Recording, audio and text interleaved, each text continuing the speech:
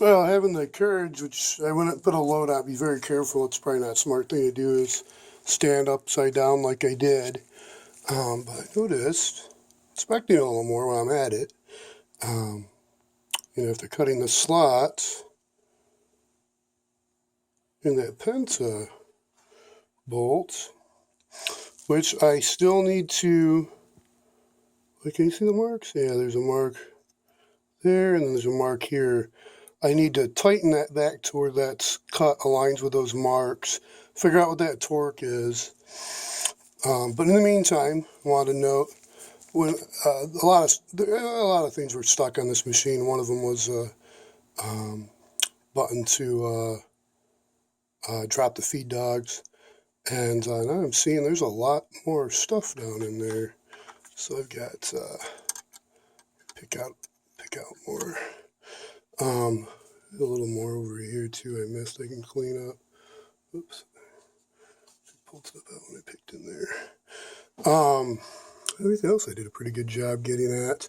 Waiting still on the grease. I guess I'll put Tri-Flow in there. Probably could use cheaper grease, but I ordered it, so I might as well put that in there.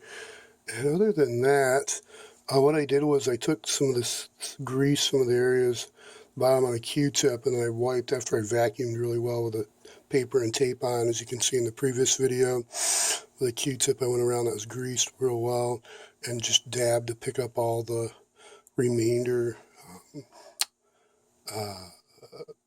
dust from the metal, so from cutting, and then I pulled on the Q-tip to get some fibers out a little more, rolled those a little bit and went around and cleaned in there, and then I pulled the paper out. I just did that. So, but after I pulled that out, I'm like, oh man, I got a little video to document I missed some. I know some have mentioned the feed dogs aren't dropping on their Kenmores, so that might be an area to get in there and try to pick a little more out, just to make sure you get everything. Then for the reduction gears, this 1813 does have that reduction belt, like a dual belt. Oh yeah, there it is. I can see it. So there is that. It's right down in there. There's a reduction drive in this one also. So, and then for tightening, when the belt's loose, you get some slipping, you just loosen this up. And I took, I think, a screwdriver and pried it, pushed out to pry that up. I don't know if that's really the best way to, but basically is the leverage point right there, and then held that, pried a little bit, and then tighten that back up. So I can't think of anything else while I'm on the underside of here.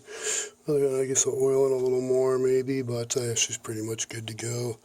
I just got to get that timing advanced a little bit. I think she's ready, but I got to get that torqued, figure out what that torque setting is, as is, and then I'll remove that. And I almost could probably leave it as is, but I probably should put a hex head on there. I don't think that'll be a bad idea. Hopefully it doesn't throw the balance off. I guess I could even weigh that to make sure it doesn't. Other than that, okay. Till next time, take care and be safe out there. Bye now.